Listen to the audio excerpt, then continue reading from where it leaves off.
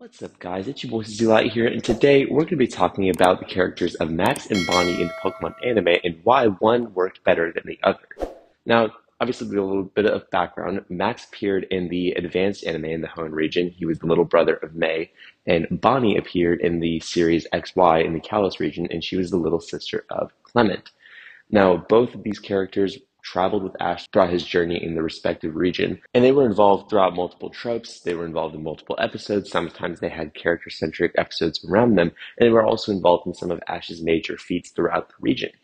But why did Bonnie work better as a character than Max? Well, a lot of it comes down to the fact that Max is a product of his time. Max was the first little sibling companion that ever existed in the Pokemon anime, so there wasn't really much to go based on. They were kind of freestyling with him. They were trying to see what worked with him as a character.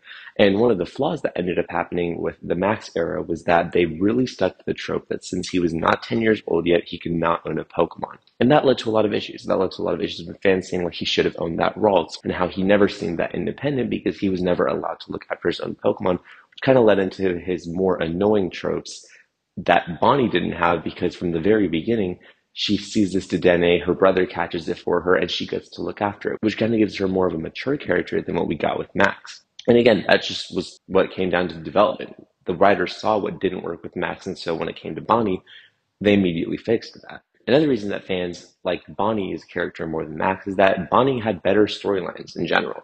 Yes, Max's best storyline was the one with Jirachi in that movie, and that's an absolutely beautiful storyline, which I won't spoil. If you have not seen the movie Jirachi Wishmaker, please watch it because you'll be doing yourself a favor.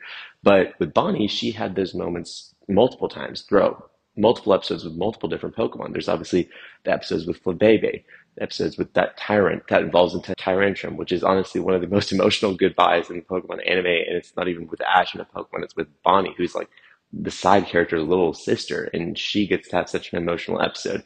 But of course, let's not forget about the relationship between Bonnie and Zygarde and how she plays a crucial, pivotal role in the climax of the Pokemon XYZ series, how she is the one that is able to get through to Zygarde and command it to defeat Lysander. She's not just a side character, she has very important roles, and she is the reason for plot advancement in the series. So when it comes down to her versus Max, she is more important and pivotal to the storyline of the region she was in, which kind of made fans connect with her more.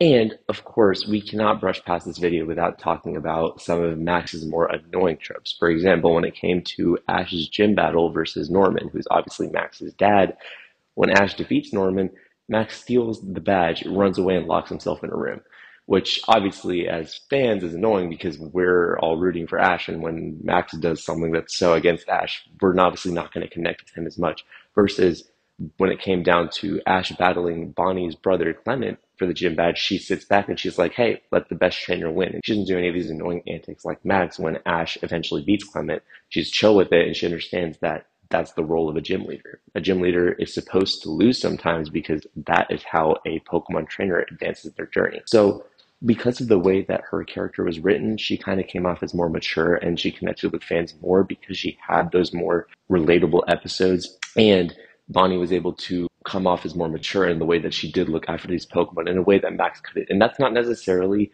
Max, the character's fault. It's just more of a product of writing development. They saw what didn't work with Max, and that's why Bonnie, who is a character that came out years and years later, was written better and had better storylines. And so it just makes sense chronologically why her character connected with fans more. But yeah, I just wanted to come on and talk a little bit about that between those two characters because I often see people talking about, Max being a more annoying character and Bonnie being a better character. And it's not necessarily because of who they are, it's just how the writing development worked, and that's why Bonnie ended up connecting with fans more. Let me know what you guys think about the characters of Bonnie and Max in the comment section below. It's been your voice, Zelight. I'll see y'all next time.